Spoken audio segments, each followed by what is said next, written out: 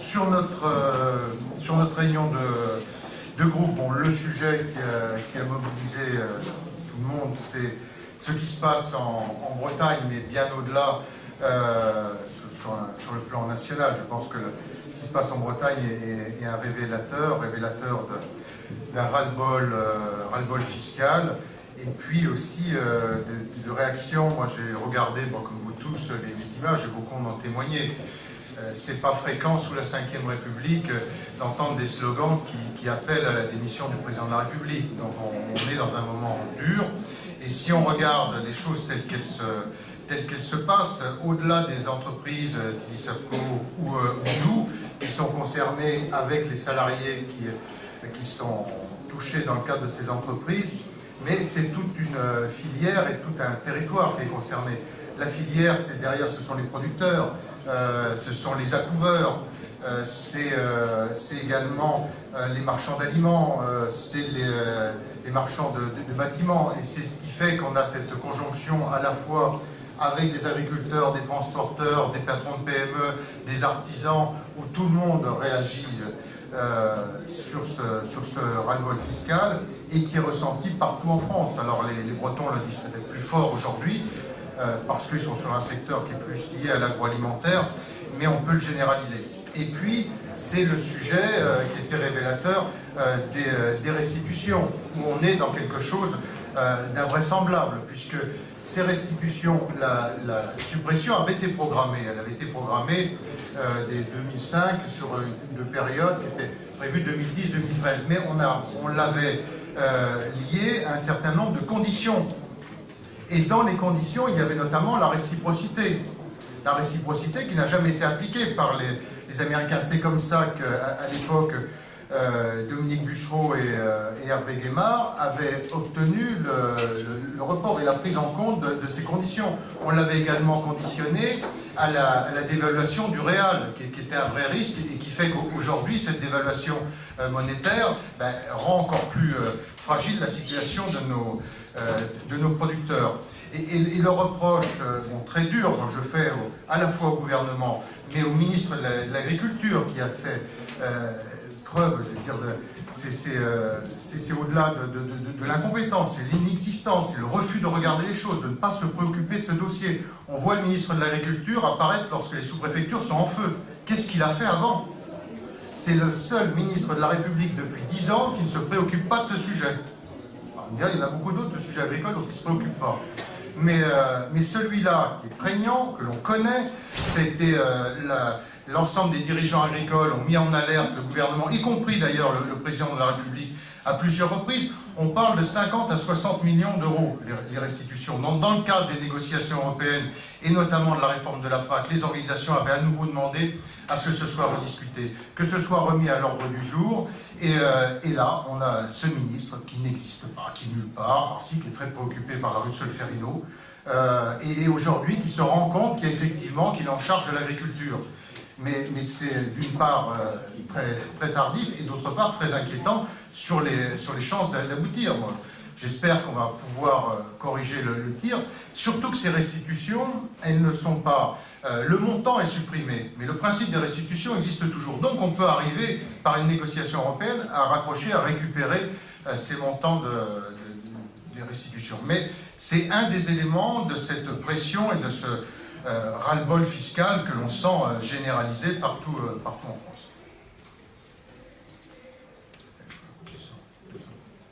Oui. Au-delà de l'écotaxe, aujourd'hui, il y a une polémique à droite concernant l'éco-move. Jean-François Copé a taclé ce matin NTM concernant le montant que perçoit l'éco-move. Ça, on vient d'évoquer. Ça, on n'est pas dans un tacle, on est simplement sur une chose qui est très claire, c'est-à-dire que les socialistes aujourd'hui ne savent plus comment s'en sortir, ne savent plus quel écran de fumée inventer, et donc on est sorti l'histoire des éco-moves. Tout ça a été... Non, je reviens sur ma première idée, c'est bien comme ça que ça a sorti, et l'histoire qui a retenu... qui a fait que ce marché a été attribué de cette façon-là, a été jugé, puisque un concurrent évincé, ce qui arrive toujours lorsque vous faites des attributions de marché, que ce soit à l'État ou dans les collectivités, vous avez un concurrent évincé qui met un recours. le recours a été jugé, y compris en appel par le Conseil d'État, et donc la procédure a été jugée comme conforme et valide. Donc voilà, fin du débat. Ensuite, le concurrent évincé a à nouveau déposé un autre recours au pénal, donc il veut utiliser toutes les voies de recours, mais la procédure est jugée valide. Après, sur le fait de retenir de passer par un PPP ou d'être sur un autre type de marché public, c'est autre chose, chacun peut avoir son avis dessus. Mais le sujet de fond, c'est le matraquage fiscal. La procédure, s'il y a défaut de procédure, ce sera jugé, mais ça a déjà été validé par le Conseil d'État. Donc, s'ils veulent continuer à faire des recours, qu'ils en fassent. Oui, mais ma question n'est pas là-dessus. Ma question, c'est vraiment Copé qui tacle ce matin. Non, je ne l'ai pas ressenti comme ça. Vous lui reposerez la question à lui. Voilà. Ben écoutez, c'est... La droite renvoie la balle. Non, mais je pense que... Attendez.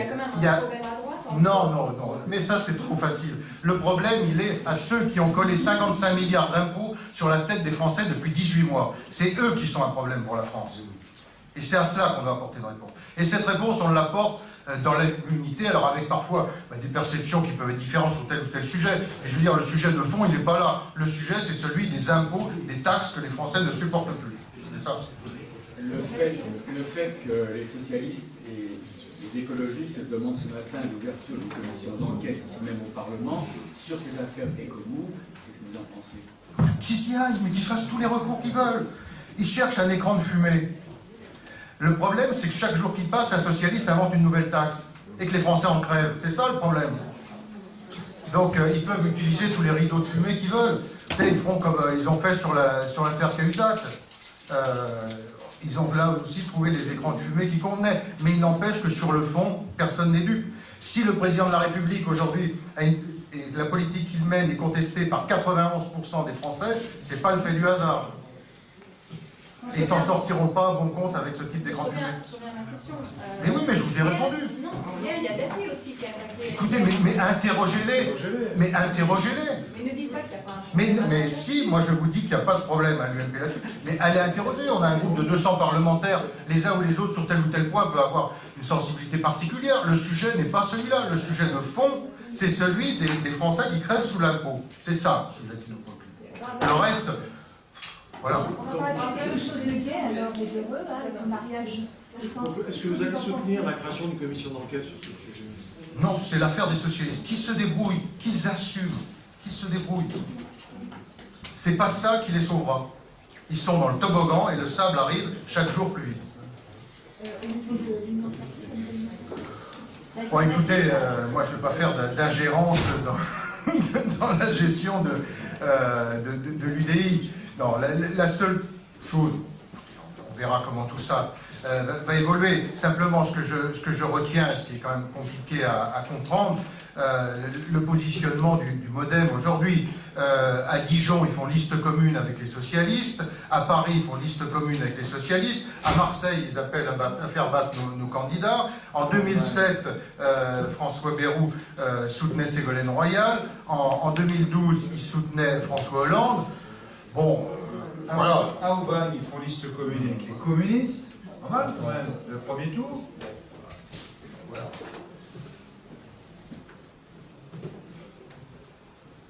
C'est bon ?